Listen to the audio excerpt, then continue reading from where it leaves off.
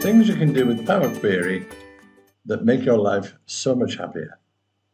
What I've got here then is an Excel table, and it's football players ranging from 1910, 1955, all the way through to about the present day, by the name of Dobson.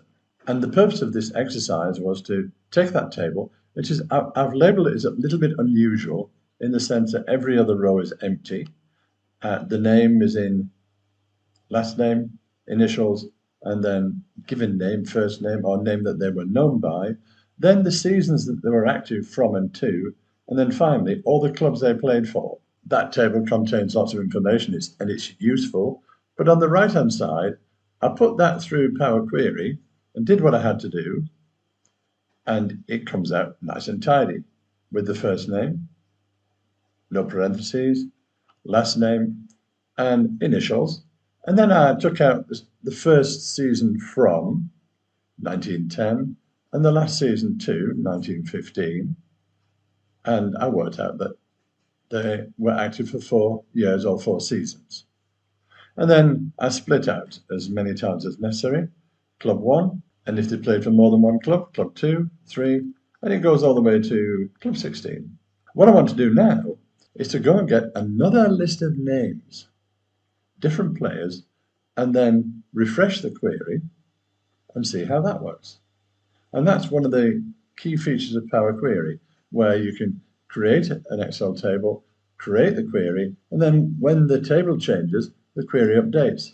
And that's what I want to demonstrate, a clear out of Dobson with replacement names. I'll put the data on sheet 1. You can just see the tab down there. The data is coming from a database, and I just need to make 1 or 2 small tweaks to it. But I've done that. I simply select the first data cell in this data here, and just to be safe, click values only, and there we are. And it's quite a bit longer. That means more players, but it's still the same structure. And surprise, surprise, I've chosen the name Williamson. All I have to do now is just select that table. This is my Power Query table, of course. Table design, and then refresh. And there, with a short delay, it's done it. So I've now replaced my Dobson table with a Williamson table. Save as, let's say, I won't do so many of these, so I've created a footballer named PQ with the name of Williamson, which I've now saved. So Dobson's preserved in another file. So there we are.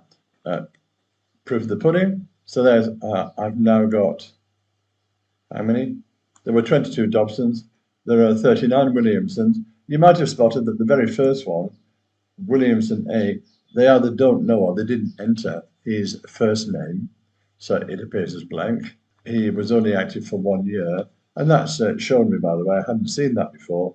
I need to work on that in the query, because since it only goes from and to is the same actually, I need to work on that so that he's obviously active for a season at the moment he's empty. The gentleman down here. So that live and learn is an ongoing development. Otherwise, think about what you might do with the data. Now that I've split all the clubs out, well, what can I do with that information? I haven't thought about that too deeply so far, but I'm working on that. So watch this space. Okay, that's it. That's using Power Query in an instructive and informative way.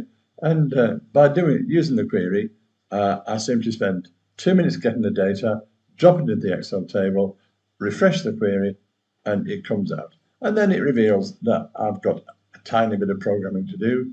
All right, well, there you are. That's it with me, Duncan Williamson. Thanks for watching, and see you again.